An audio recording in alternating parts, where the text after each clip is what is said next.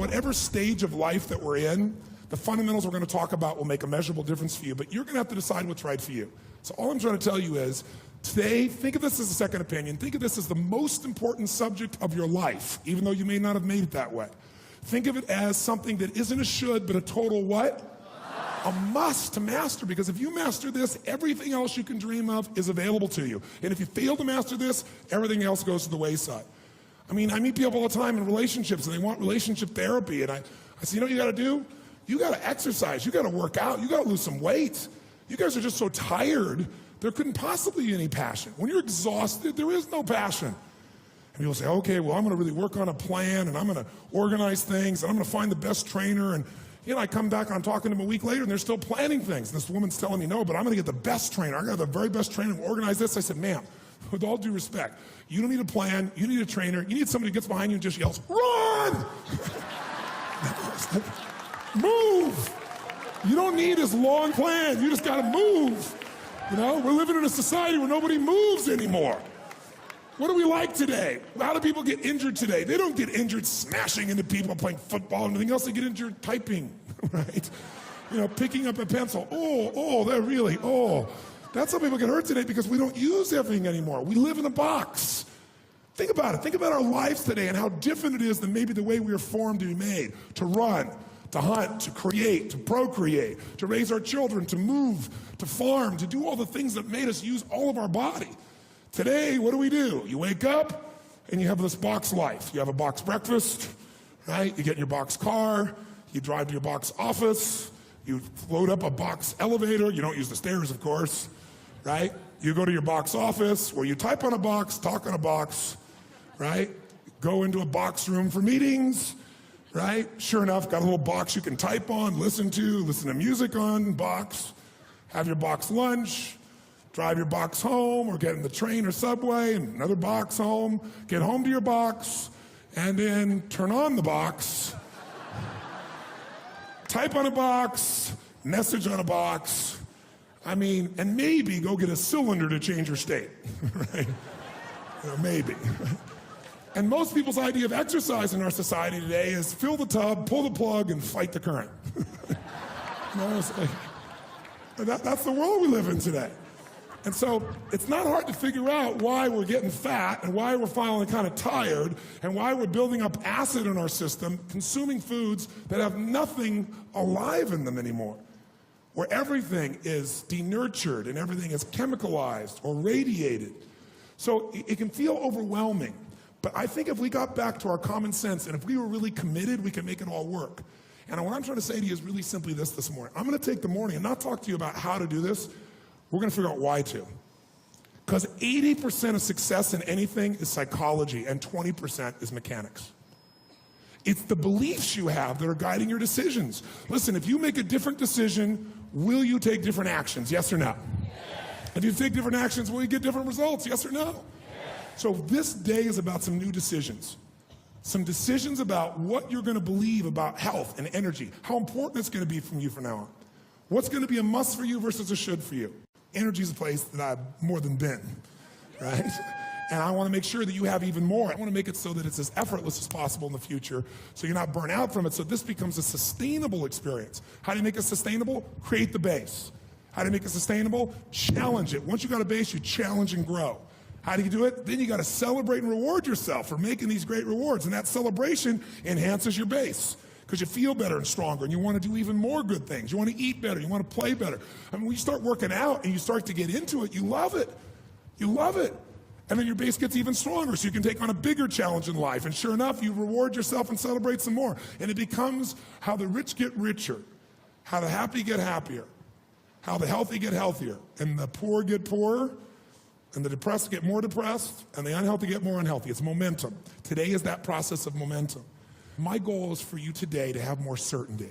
Certainty that you have the answers that can guide you, and that there will be challenges in your environment. There are going to be environmental challenges. There are going to be all kinds of things you'll face, but whatever it is, you can handle it. And I'm hoping that as a result of today, you'll not only make a difference in yourself, but you'll own this so much that you won't have to lecture anybody. They'll come to you and go, oh God, you have so much more energy. You look so much better. You lost this. How'd you do it? And you'll say, let me tell you. And you will be a person who's a force for good that'll pass it on to the people. So my goal today is to plant seeds so that you not only get this, but this spreads to other people.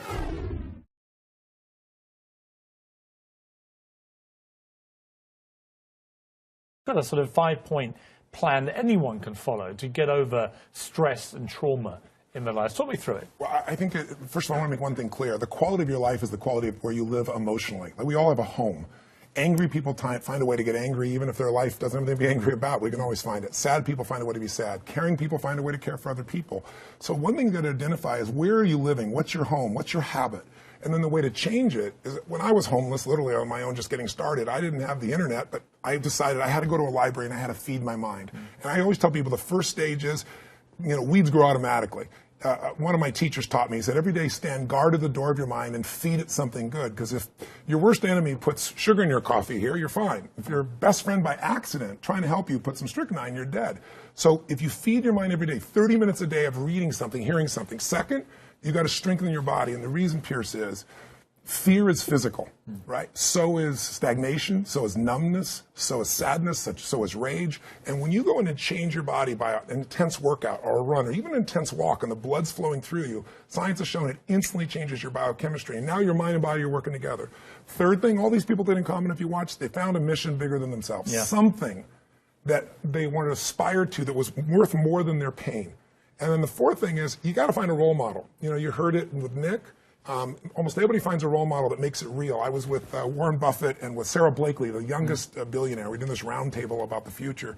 And when you listen to this woman, and when women meet her, they don't just love Spanx, her product that made her a billionaire. They love this woman because she's a role model of what's possible. Yeah. When you get a role model, it becomes real to you if you get a plan, you get a goal plan, and you take massive action. And the last step, number 5, there's always somebody worse off than you are. I don't care what you've done. So if you can go help somebody worse off, it puts your life in perspective, and it also reminds you life's not about me, it's about we. I always tell people, the secret to a great life, the secret to living is giving. And when you realize there's something in you still to give, even if you lost your legs, even if you've been through a horrific financial situation, your life can improve, but more importantly, you'll have a meaningful life because your life will contribute to other people. Yes? One of the things I wanted to ask you, like on the first day, is you said, like to my friend over here, you got to lead your people. You got to learn enough about the job that you hate and then lead them. And what I wanted to ask you is, well, being sort of on the front lines of things, how do you actually, or what are your ideas on leadership? And you gave some examples today. Like, for example, you sort of come up with a plan, and then you ask the questions. So that's one strategy. That's only one part, yes. I was wondering if you could share maybe 2 or 3 more. Sure, I'd be happy to. My number one belief about leadership is you're a servant. But here's what I mean specifically. The word hero, that is in the archetype of like men and you and I bet. Is it true that inside of you, you really want to be the best? You want to create the best, share the best, do the best? Is that a metaphor for you in your life? Absolutely. Yeah, me too. So I think people in this room tend to have that as their metaphor.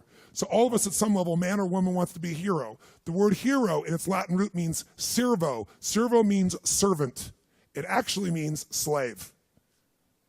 The hero, why they're the hero, is become the ultimate servant to something larger than themselves, people and so forth. The person who thinks they're going to lead by demand or by position can only lead for a short period of time. But the person whose idea of serving is, my belief is, if you can find a way to take any group of people and help them to experience their needs at a richer, deeper level than anyone else, then together you guys can get anything done. Anything. Now, it may not work the first time, but together you can get to that point. Because needs are ultimately what we're after. We're not after the vehicle we think we're after. You want $1 billion, then you get it. I got plenty of clients, and I will tell you, it is not the end game. And so then they go after their second billion. Or you think it's getting married, and then you get it, and you find out it's not the end game. There's certain needs that have to be there, and the ultimate needs are growing and giving. Because you only can feel so good filled up by yourself. So my core belief is, I got to serve. If I serve, I can lead. Because I believe motive does matter. If my motive is just to get you to do something for me, there's a certain amount of power that I can get to do that if I strategize, if I think, if I feel, and also if it serves a greater good, even if I don't intend it. If the bumblebee goes to try to get the nectar it wants, its selfish goal, I believe there's a higher power that guides it all. And when that bumblebee goes, it doesn't intend to give anything but pollen sticks to its legs. As it goes about trying to get what it wants, that's how flowers are created. I really believe that everything has a web of connection. If your intent is to serve yourself, you're still going to serve something more than yourself, and you're going to get a certain amount of insight. If your intent and your motive is to serve something, yourself, but also something more, just your kids, then I believe you get a different level of insight. And because you're serving more of what serves life. It's not just me. It's me and my family. If you're trying to serve a community, I believe you get a different level of insight. If you're trying to serve humanity, you get a different level of insight. I get emotional thinking about it because this is why I do what I do. So when someone stands up, it's not about business, it's not about anything, but about serving them. So I will use abrasive or creative language. I'll use whatever it takes, humor, stupidity, I'll make fun of myself, I'll challenge, I'll do anything to serve. That's why I'm here. I don't need to do that anymore, but I love to see someone free and alive and lit up. So when that's your motive, no matter how people perceive you on the outside, if they're around you long enough, you can't hide what your real motive is. And they'll see it and they'll feel it. Motive does matter. If it's to serve something high, it'll be that. That doesn't mean you don't get served too. And in business, you gotta be served. Or I used to do business and I lose money in the business and everybody else was happy. And it was wonderful, except I had no business. So it's, killing the goose that lays the golden eggs. So I've learned to put that balance in. But that gives me power. That's why time disappears for me. Because I'm not about getting some action done. I'm about the outcome. Question. We talked about, the economy being real rough going forward. But you've given so much of yourself, and I can see it, and the passion behind these people about teaching these really important business principles, that I'm confident that it's going to be a lot shorter to come out of this recession. Thank you so much. My honor. Thank you. Give him a hand.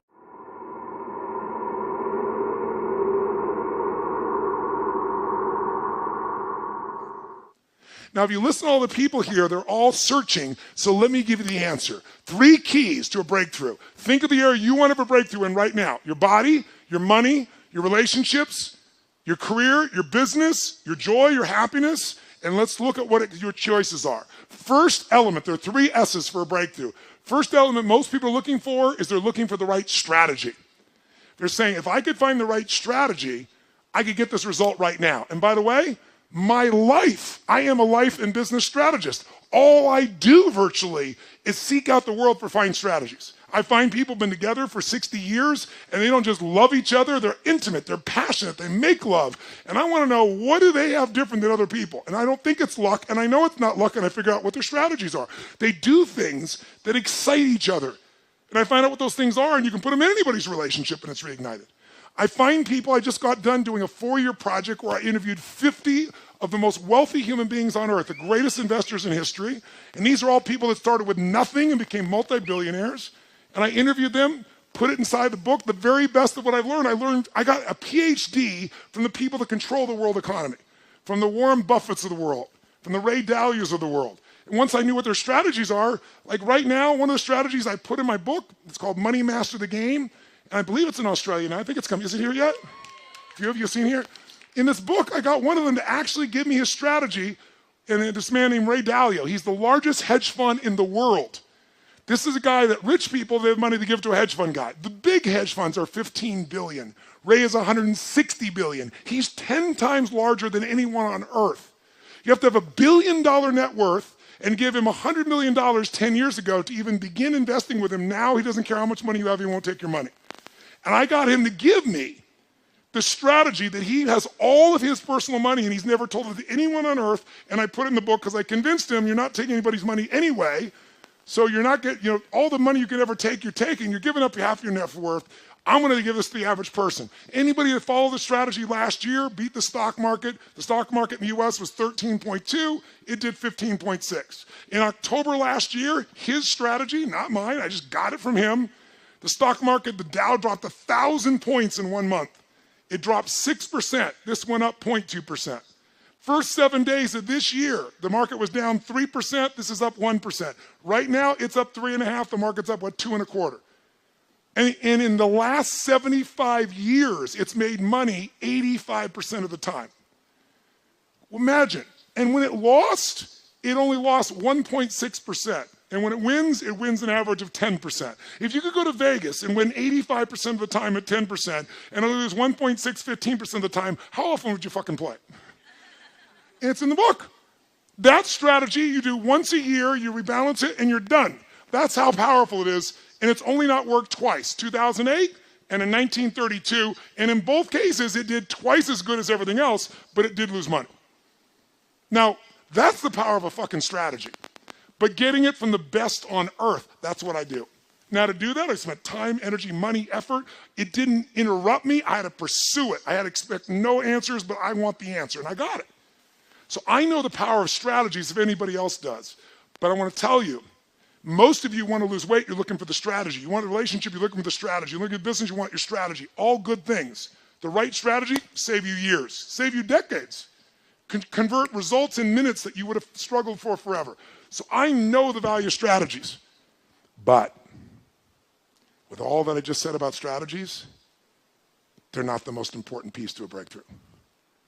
Because think about it, 70% of the United States is overweight. I don't know the current number in Australia, but it's starting to catch up to the US. Most of the world is catching up to the US. We've polluted everybody else with the same lifestyle. And so guess what? Is it really that hard to be fit and strong? Is it so complex that you'll never understand it? Is that why? Is the strategy complex for fit and strength, to be fit and strong, yes or no? Is it like so unique and special that only the 1% can afford it? No. In fact, don't you have to work your ass off to avoid the information that can make you fit and strong?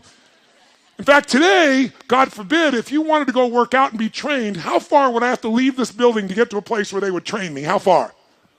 There's one right over there, isn't there? And we'd probably drive there. God forbid we'd actually walk to the place we're going to work out and shit, right? And oh, by the way, you don't have to do that. Now you can take out your phone or your iPad right now and download 10 books. We're living in a world where the strategies are all around you. So strategy may be your problem. Often it is, but more often you're missing the number 2 thing you need, and that is the right story. Because the story you have about your life, about your business, about the area of your life that's not where you want, the area you're breaking through, your story is what's making you be stuck. What's a story? It's a belief that you tell yourself over and over again, like, I don't know what the salt is, I don't know what the salt is. You tell the story so often you believe it. A man once said, you tell a lie big enough, loud enough, and long enough, sooner or later people will believe you. Who said that? Hitler. And most of us are Hitler in our own minds. We convince ourselves of challenges. So when a person says, well, you know, I've tried, someone who hasn't lost weight, they'll say, I've tried. Come on, what do they say? I tried everything. Bullshit. If you tried everything, you'd be fit and strong. Well, I've tried thousands of ways. Thousands? Name them. Well, I've tried hundreds. Name them. Well, I've tried dozens. Name them. Well, I did do these 2 stupid things that don't work over and over again.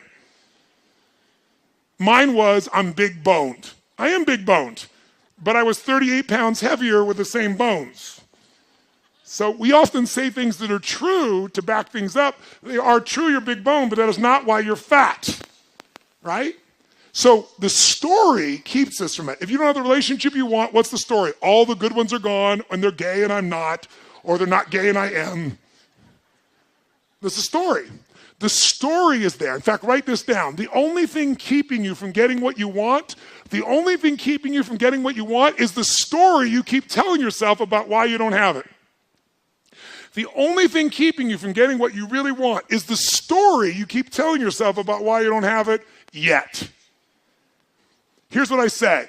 Divorce your story and marry the truth. Divorce your story and marry the truth. And don't make it one of those divorces where you revisit with your old past belief system again. Divorce it, cut it off, and marry the truth. The truth will set you what? But you got to develop the empowering story, because without that, now some of you think an empowering story is the one that allows you to keep going at what doesn't work. I'm not talking about a story where you cover your ass and explain that you're still going to achieve what you want someday in the future, because no one can argue with that because the future's not here, but really you're not doing anything to change significant. Who knows what I'm talking about here? Say I.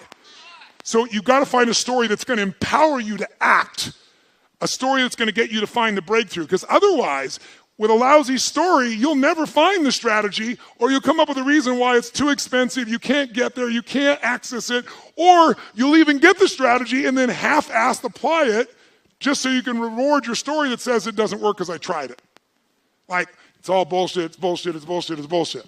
Jumping and doing something different in your head. Of course it's not going to work, you're not doing it. It's self-fulfilling. How many follow this? Say I. So I want you to get, this is the secret. And by the way, I don't want to make it so strategy doesn't matter, because it does. Let me give you a quick example. Is there a single guy here? Raise your hand if you're a single guy. Let me just see a quick example. Single guys here. And if you're a single guy, raise your hand. I've got so many good examples here. All right, single guys, single guys. Okay, so how about this gentleman right here? Stand up, sir. Give him a hand. Give him a hand, ladies and gentlemen. Come on, give it up in an Aussie hand. All right. What's your name? What is it? Jesse. Jesse, I'm going to get your microphone. Jesse, I bet you're going to get this because Jesse's he's a good kid. You can feel him. So I think you're going to get the answer. So it'd probably be anticlimactic, but let me just ask you. Jesse, I want you to imagine that you're driving in your car with a girl you're dating. Yeah. And as you're driving, she says to you, Jesse, do you need to stop to pee? And you know you don't. What do you say? Well, I don't need to pee. Like, I don't need to pee. What a weird thing to ask. I don't need to pee. Now, ladies, how do you feel when you ask the guy, do you need to pee? Do you need to stop to get a drink? And he just goes, no. Ladies, make a sound of how that makes you feel. Make a sound. Go. Oh, come on. Make it loud so he hears it. Go. One more time. Do I need to ask if she needs to pee? So. It's a quick study. Here's what you're missing. This is why you're single. When a woman asks, do you need to stop for a drink? Do you need to pee? Women don't really mean what they say. They give you clues and want you to be a detective and uncover what they mean, because this proves that you really care. It's quite complex, this shit, but I'm going to educate you right now. So when she says, do you need to stop to pee? Your response should never be no, because you don't have to pee, or yes, because you have to pee. Your response should always be, honey, do you need to pee? And then she'll say, I don't know, because women need to talk to see if they have to pee. They have to speak and then see if they have to do it.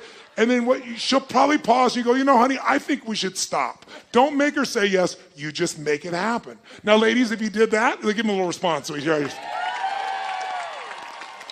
So is this man is this a good young man? Is he yes or no? Is he nice? Is he sweet? Is he kind? He just doesn't fucking know that women don't mean what they say. So he doesn't have the right strategy, so she's going to be pissed at him. How many guys have ever had a woman suddenly be pissed at you and you're going, I did nothing? Gentlemen, make some noise. Make some noise if it's true. You don't have to do anything. They just get to change states. So what you have to do is read the tea leaves. Now, to be fair, let's give Jesse a big hand. Give him a big hand.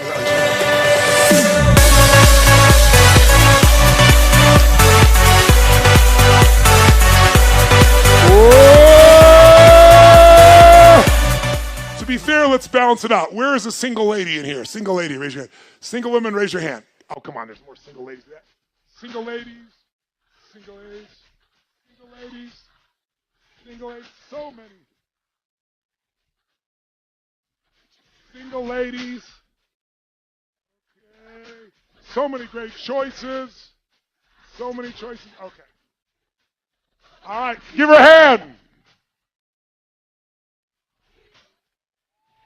What's your name? Where are you from? My name's Liz. I'm from Sydney. It's Liz from Sydney, ladies and gentlemen. No, you didn't hear me. I said it's Liz from Sydney. Let me hear you. Okay, Liz, I'm going to give you a little test.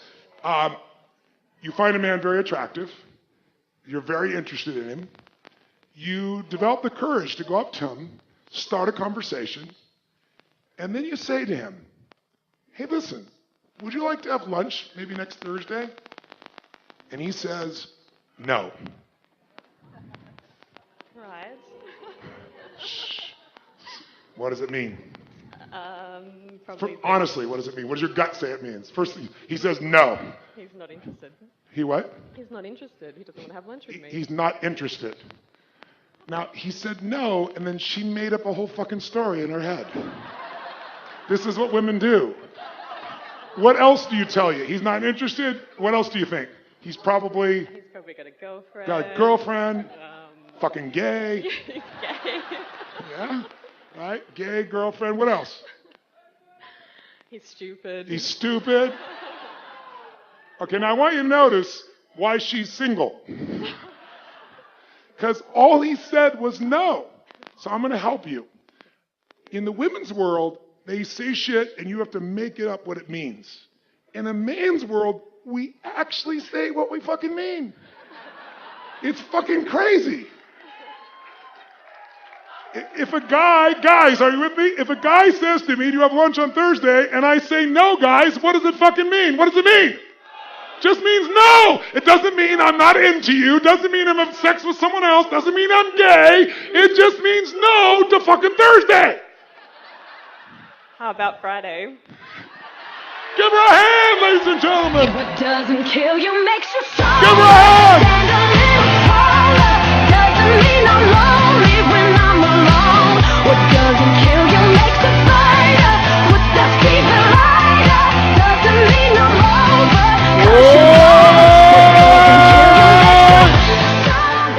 Can you see how her story would get in the way of a strategy that would work? Yes or no?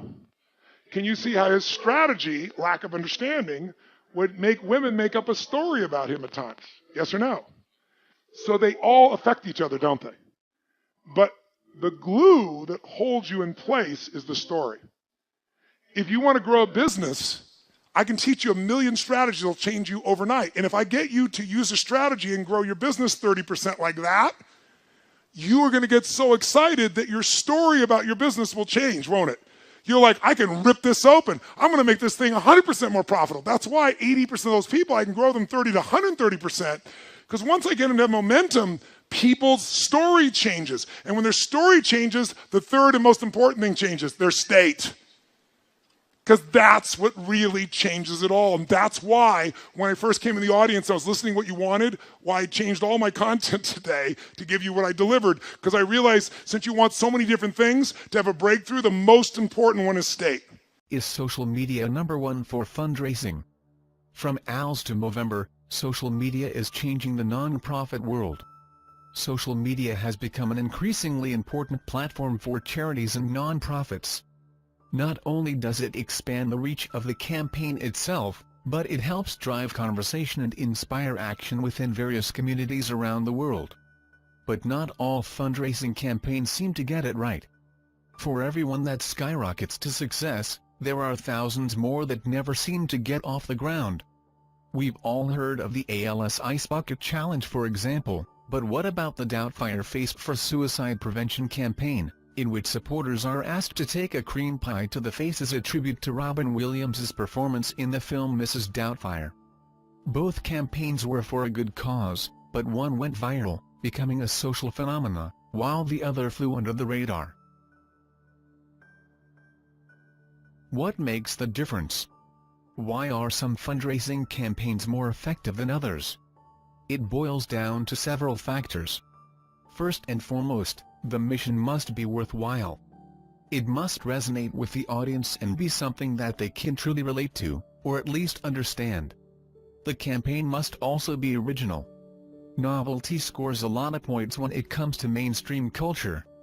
Social media is so saturated with copycats and imitations, that anything new and original is your best shot at capturing the audience's attention off the bat. The campaign will also have a better chance at going viral if it is highly customizable. By letting participants express themselves uniquely, and put their own personal spin on the message, a campaign will be able to engage the audience in a more intimate way as it essentially becomes a vehicle for personal expression. Of course, timing is important as well. There is always something to be said about celebrity involvement. It may seem like it takes the perfect storm for a social campaign to take off. And while that is rare, it's also very real. When a campaign gets it right, there's no telling where it will end. Here are 4 non-profit fundraising campaigns whose strategic use of social media helped them explode onto the scene. Owl's Ice Bucket Challenge. Last year, the Ice Bucket Challenge took over social media. From Facebook to Instagram to YouTube and Twitter, videos of people dousing themselves with buckets of ice water and challenging their friends to do the same dominated every feed and every channel. The social media-powered video campaign was part of an online effort to raise awareness and money to fight against one of the most debilitating diseases in the world, amyotrophic lateral sclerosis, also known as ALS or Lou Gehrig's disease. The challenge entailed participants pouring a bucket of ice water over themselves while recording it, posting the video through a social media platform, then daring others to either do the same or donate $100 to the ALS Association. The timing of the challenge couldn't have been better, with the warm summer weather making it fun to participate. It was also easy for men, women and children of all ages and abilities to take the challenge with its simple rules, low cost and overall accessibility. But perhaps most importantly, the challenge provided a community that connected and rallied people around a good cause while still allowing each individual room for personal expression in how the challenge was completed. The fact that the challenge attracted a number of celebrities didn't hurt either. Martha Stewart, Mark Zuckerberg, Oprah, Bill Gates, Jeff Bezos, Steven Spielberg and George W. Bush were just a few of the big names who participated in the challenge, helping make the challenge a philanthropic blockbuster. I've been challenged by several Americans to bring awareness to the ALS campaign. Woody Johnson, our daughter Jenna Bush Hager, Coach Jim Harbaugh, and recently Rory McIlroy. Now, to you all who've challenged me, I do not think it's presidential for me to be splashed with ice water, so I'm simply going to write you a check. Ow! That check is for me. I don't want to ruin my hairstyle. Now it's my privilege to challenge my friend Bill Clinton to the ALS challenge. Yesterday was Bill's birthday, and my gift to Bill is a bucket of cold water. For those of you interested in more information, please look up alsa.org. In the end, more than 17 million videos were uploaded on social media platforms, and YouTube reported more than 1 billion related views. The viral campaign raised nearly $115 million for the ALS Association, a 3,500% increase from the $2.8 million that the organization raised during the same time period last year. Livestrong wristbands. In 2004, it was hard to go anywhere without seeing someone donning a bright yellow wristband with the phrase "Live Strong" on it. The ubiquitous yellow bracelets, associated with the Livestrong Foundation, formerly known as the Lance Armstrong Foundation, had become an international phenomenon, helping the organization raise nearly $100 million to provide support to those with cancer, and proving to be one of the most effective merchandising campaigns in history. The idea to use the silicone gel wristbands to raise awareness and funds for the fight against cancer actually started with Nike, who had already been making them for basketball players as something fashionable yet safe to wear on the court. Nike approached the Livestrong Foundation and offered to make 5 million wristbands, emblazoned them with the words "Live Strong." Nike also suggested the wristbands be made in yellow, the color of Lance Armstrong's jersey. The timing worked out perfectly. Armstrong wore the wristband throughout the 2004 Tour de France, where he became a 6-time Tour champion, and a number of Nike athletes sported them at the 2004 Olympic Summer Games in Athens, Greece. Then John Kerry, a prostate cancer survivor, wore one during the presidential campaign. The publicity couldn't have been greater, or more organic for that matter. Before long, the wristbands were being sold across all 50 states and in more than 60 countries. And in just 1 year, they had raised $50 million. During this time, social media was also finding its way into mainstream culture, and the Livestrong Foundation began to leverage Facebook, Twitter and YouTube to propagate its message and reach a broader audience. Social media allowed Livestrong to keep the wristband momentum going strong.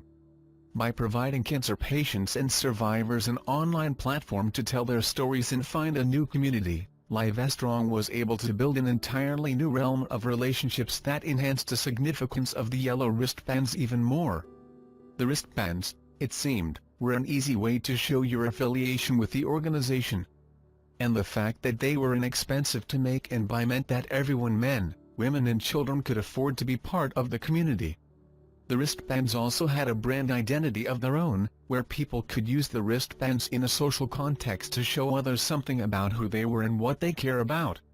They had become such a trend in mainstream culture, and particularly visible in social media, that other organizations eventually followed suit, and developed bracelets of their own with proceeds going to various causes.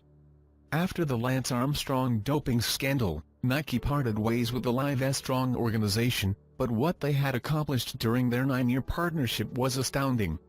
Together, Nike and Livestrong helped raise more than $100 million and turned the organization's yellow wristband into an iconic symbol for the fight against cancer.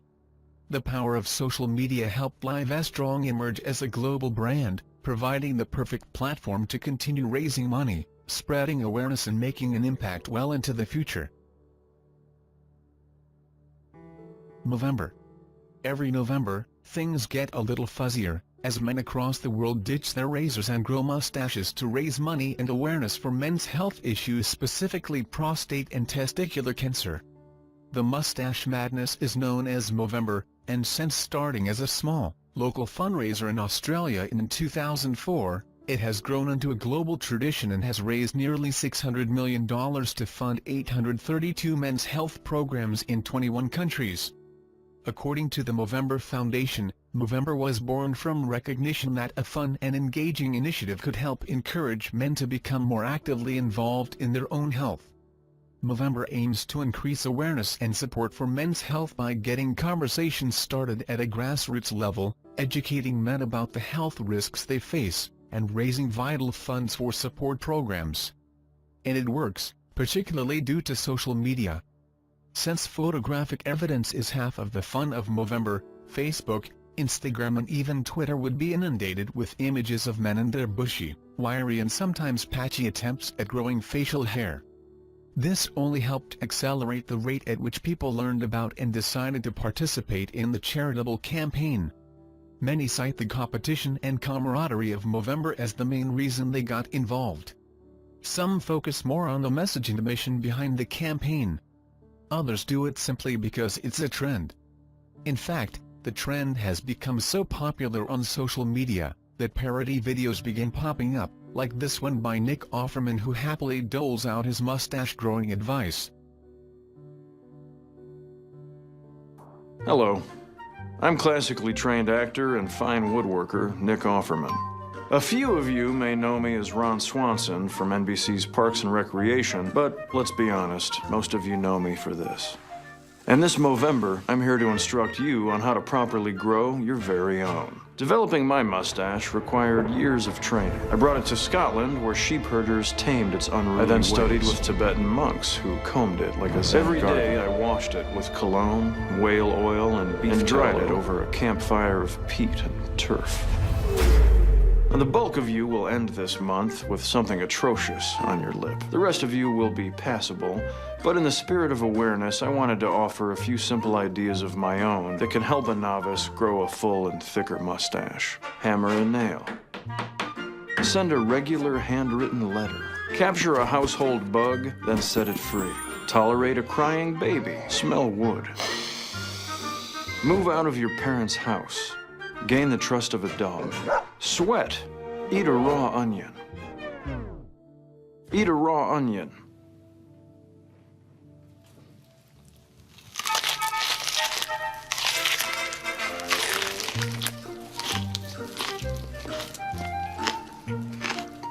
And finally, and most importantly, don't shave your upper lip. So get ready for the single manliest journey of your life.